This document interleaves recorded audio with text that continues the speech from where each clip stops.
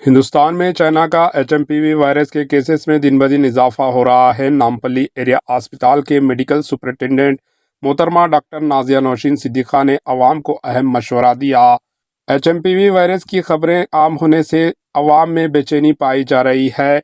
इस मौके पर डॉक्टर नाजिया नौशीन सिद्दीक़ा ने कहा कि यह वायरस कोई नया वायरस नहीं, इसका पहला केस रिपोर्ट 2001 में डिटेक्ट हुआ था।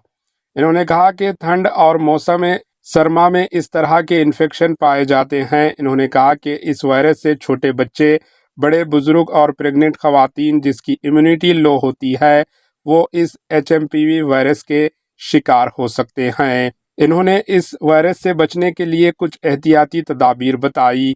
आइए देखते हैं एएचएन न्यूज़ चैनल के नुमाइंदे यूसुफुद्दीन की ये रिपोर्ट। अस्सलाम वालेकुम, मैं डॉक्टर नाजिया नौशीन सिद्दीक़ा, मैं नामपल्ली एरिया हॉस्पिटल की मेडिकल सुपरिटेंडेंट हूँ।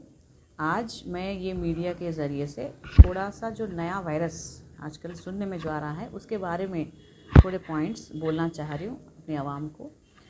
ह्यूमन मेटान्यूमो वायरस, जिसके केसेस चाइना में जो स्टार्ट हुए और थोड़े से इंडिया में जो डिटेक्ट हो रहे हैं, वो एक वायरस है। ये एक नया वायरस नहीं है, ये वायरस पहले भी था। इसका फर्स्ट रिपोर्ट 2001 में डिटेक्टेड है, तो ये तो नया वायरस नहीं है। लेकिन ये सीज़न में, जिसको बोलते हैं कि कोल्ड सीज़न या फ्लू सीज़न में, बिकॉज ऑफ कोल्ड टेम्परेचर्स, ये कोल्ड वेव की वजह से ज़्यादातर वायरस के इन्फेक्शंस पाए जा सकते हैं।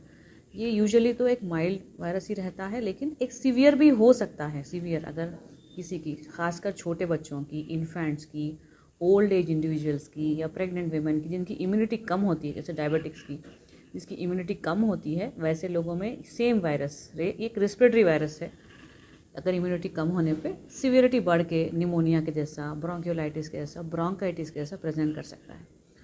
तो इम्पॉर्टेंट थिंग है, सेम थिंग जैसे अपन कोविड-19 में कितने अलर्ट थे, कितने रेस्पिरेटरी इन्फेक्शंस के बारे में, मास्क पहनना, दूरी अख्तियार करना, ये बहुत इंपॉर्टेंट चीज़ें हैं। क्लोज में रहना, और किसी को बाय मिस्टेक, किसी को अगर कोई कॉमन कोल्ड या ज़ुकाम, बुखार, खांसी अगर है, तो वो अपने आप को थोड़ा दूर रखे, अपने फैमिली से भी और अपने वर्क में जो दूसरे लोग जो काम करते हैं उनसे दूरी अख्तियार करना, और सिम्टोमेटिक मेडिकेशन स्टार्ट कर देना, और डॉक्टर के पास जाना, और इन्वेस्टिगेशन ज़रूरी है तो कराना ज़रूरी है।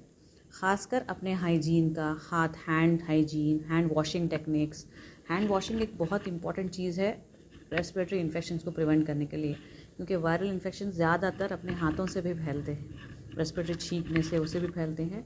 और क्योंकि जो जरासीम अपन छींकते या खांसते, वैसे तो जाके कई चीज़ों पर बैठ जाते, और जब अपने हाथ वो चीज़ों पर रखते, जैसे कि अपने टेबल है उस पर, तो हैंड वॉश करने से अपन बहुत सारे इन्फेक्शंस को प्रिवेंट कर सकते हैं। तो मैं यही बोलना चाह रही हूँ कि हैंड हाइजीन फॉलो करिए, hand hygiene, respiratory hygiene, mask पहनिए, और कुछ भी फ्लू के सिम्टम्स आने पर आप डॉक्टर को कंसल्ट करिए और मेडिकेशन स्टार्ट करिए, और अपने आप को दूर रखिए अपने बच्चों से और फैमिली मेम्बर से, थोड़ा सेक्लूट रहिए ताकि वो वायरस ज़्यादा फैले नहीं।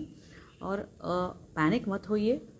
तो ये राइट नाउ तो अल्हम्दुलिल्लाह जैसे कि आप लोग देख रहे हैं इतना सीवियर सिचुएशन नहीं है, बट पैनिक मत होइए और अपनी इम्यूनिटी को अच्छी रखिए। इम्यूनिटी अच्छे करने के कई तरीक़े हैं। एक तो टाइम पे खाना लेना, टाइम पे खाना, ऐसा नहीं कि आप टाइम फॉलो नहीं कर रहे हैं, और पानी का करेक्ट पानी पीना, टाइम, ज़्यादा एडिक्वेट वाटर ड्रिंक करना, और मल्टीविटामिन्स जो जिंक है, ये भी इम्यूनिटी को इन्हांस करते हैं। थोड़े से भी कॉम्प्लेक्स विटामिन D3, ये भी आपके डॉक्टर की एडवाइस से लेना अच्छी चीज़ है, इससे आपकी इम्यूनिटी अच्छी रहती है।